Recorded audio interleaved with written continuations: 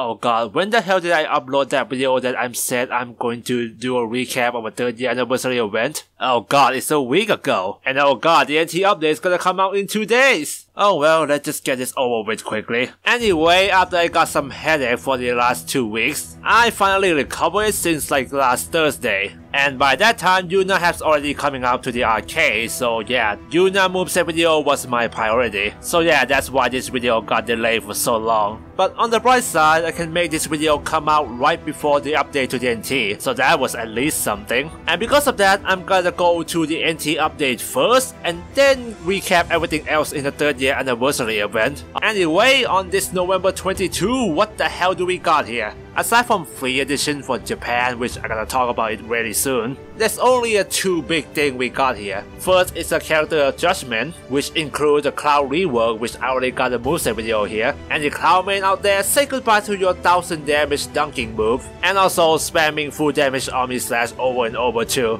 And then there's nerf to Warrior of Light EX skill, a big damage buff for Furion on literally every attack, and a bit of other change here and there. Capgun nerf to a fake core and EX skill, and then Renoa got a Sword of Salt rework here. All of her bravery attack got buffed, and Angel Wing mode can improve HP attack, and obviously her media got nerfed. Yeah, so maybe she will spam it less now, I don't know. Yeah, that's all the character change for NT on November. But another feature we got for the NT is a mission mode. Not exactly like a new offline mode, and not like an arcade mission mode as well, that's pretty similar to the Gauntlet mode already. It's pretty much an achievement with reward. It's probably something like if you win with this character with this amount of game, you get either grill money or some treasures. And maybe there's some music and icon here and there too. Like from this screenshot, it seems like you get a music if you finish the whole category. I tried to translate this screenshot, but it's a little bit blurry, so I'm not sure what most of the categories are. I know these two are EX skill and summon, but that's about it. And I guess that's all for the update for the NT. So let's talk about the free edition that's going to be released the same day as this update. Because now we got more info about this version, and I want to say that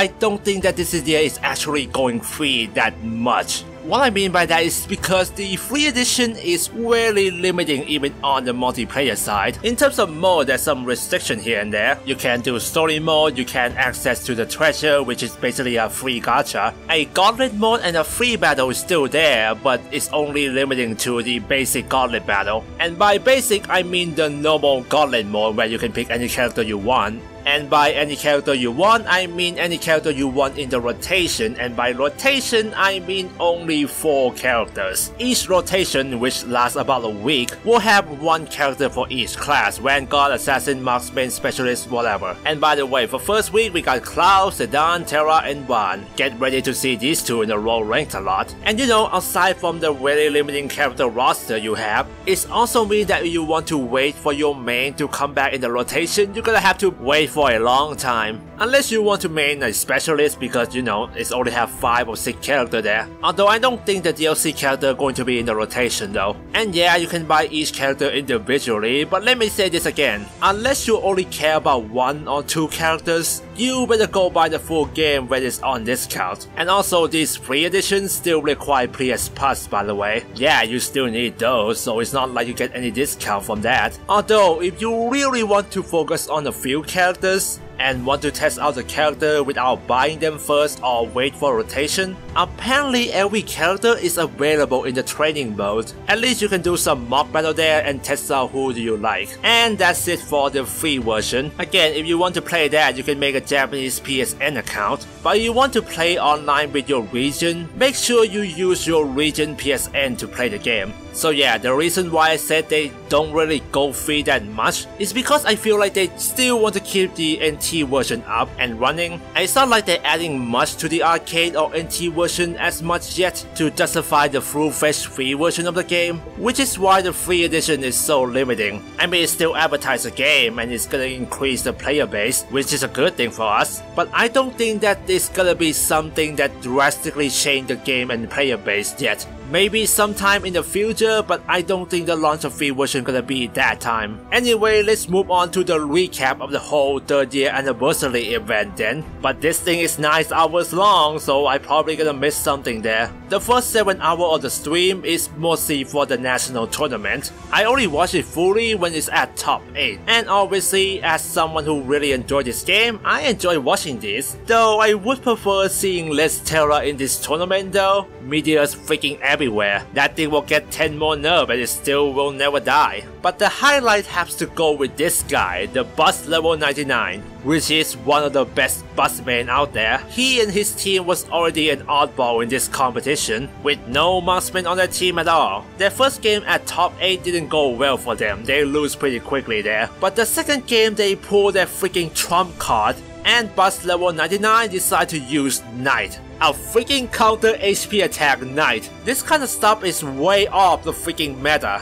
Using any kind of counter HP attack on a non-marksman no less is freaking insane. But here it kinda worked. That bot literally focused on Terra so hard, he get like 7,000 bravery. And nobody want to attack him because he have a freaking counter attack. And man, they made the opponent team down to only 1 stock and almost win the game. But sadly, the other team got a comeback at the last 16 seconds. But still, definitely the highlight and definitely the best match in this tournament. Okay, let's go to other stuff. In the middle of the tournament, they have a little bit of interview to the game producer, which mainly concerned on the game development and the early state of the game. And they show some cool stuff here and there, the early concept of the game being 3v3 from the start, the alpha version of the game, which looking back 3 years after the game launch is really jarring to see. Like boy, there's not even a freaking minimap in this version. Instead they have this marker thing on the screen and it's awkward as hell. Other stuff including the early arcade design, some development process here and there, art and character design, and conceptual character art for each characters, which kinda beg the question why they don't release more of these. I mean, it would be nice to have more than 2 alternate colors, and there's some other stuff here and there, you know, you might want to check that out if you're curious. Okay, let's move on to the actual content for the arcade, which will probably come to the NT on December later. I already talked about Yuna DLC character in other videos, so I'm gonna skip that. Ignoring some icon, a character profile pic, and a song from Record Keeper, which probably going to be exclusive on the arcade, we gonna get a new waves of remix soundtrack.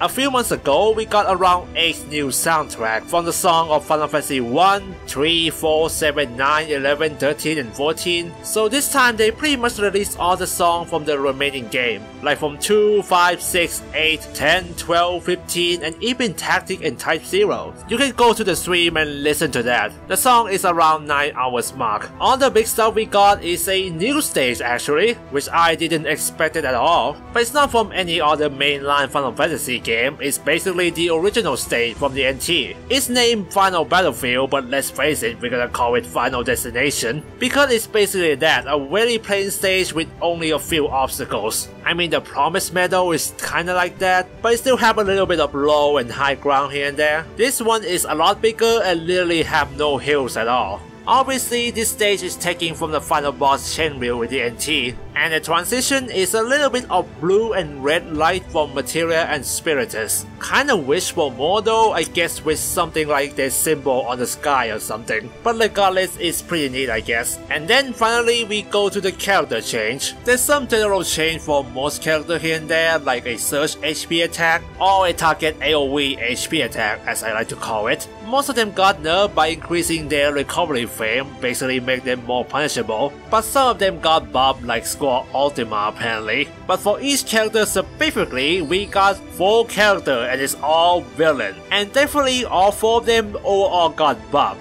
Or should I say, 2 of them got buffed and 2 of them got a buff/soft rework. First one is Emperor. Light Craze and Thunder Craze have been added ability to glide. These 2 attacks have a very long animation to begin with, so added glide really help his mobility. Daily Sail also got a buff to increase the trap side, remove the team indicator, which is probably gonna be a nightmare for both teams now. Oh yeah, apparently it become a lot faster to cast, but apparently they nerfed that speed back to be like before while recording this, so yeah, yeah, ignore that part. Also, Yuna Great Wheel got the same nerf too, so yeah. Other than that, Throne of Leviathan got a little bit of nerf in terms of vertical range, and Starfall got a buff in terms of making it less obvious to dodge. Next up is Golbez. Holy crap, they finally buffed freaking Golbez. They finally saved him! During his normal mode without the Shadow Dragon, his glide speed and core damage will be the same as the Shadow Dragon mode now, which thankfully will make him less useless during the normal mode. Also, a summoned Shadow Dragon unique EXQ's cooldown reduction on hit will be twice as before. And I think I have this kind of idea like way back in March when I'm talking about how to buff the Golbez. I mean, I never said that to anyone, so I can't recall it. But whatever, this buff gonna reward a good Golbez player, and make the time he have to spend on normal mode less than before if you're good enough with him. Other changes include the nerf to the Night Grow during Shadow Dragon mode, which I don't really get why. But at least in normal mode version they got a little bit of buff. Backfang got a buff.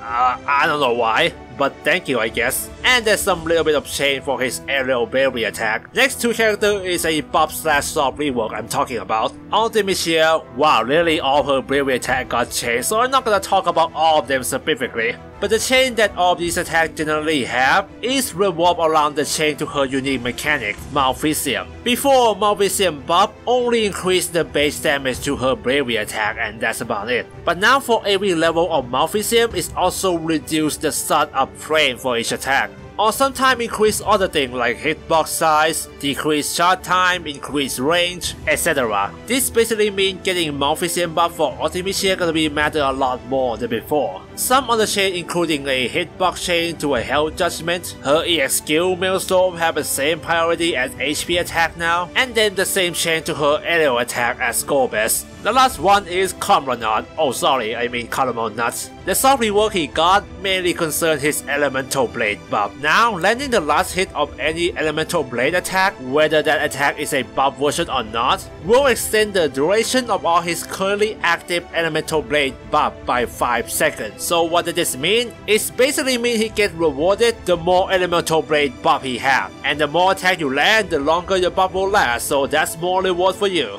Other than that, his Windbreak got a faster cancel time. Classification, Ignition, and Vaporization also got a faster cancel time from the first hit. Shield Bash got a longer poise frame, and the Great Wheel got a buff in terms of startup and vertical range. And lastly, there's some damage calculation change, which they shaded back while recording this too, so yeah, gotta ignore that. And I guess that's all for the stuff they added. But we're not done yet, they also talk about their future plans, specifically the schedule for the next 3 months. On January next year, they're going to reveal the next DLC character, which again, obviously. But on December, they reveal which character is going to get a rework. It's freaking Y'shtola, and I can say that she definitely needs it. She's probably one of the oddest characters in this game, and she definitely needs some tweak. But then they reveal something for next year February. It's a rework, but not on the character, man. No, it's a freaking summon rework. God damn, finally, please end the She-Wolf meta here right now.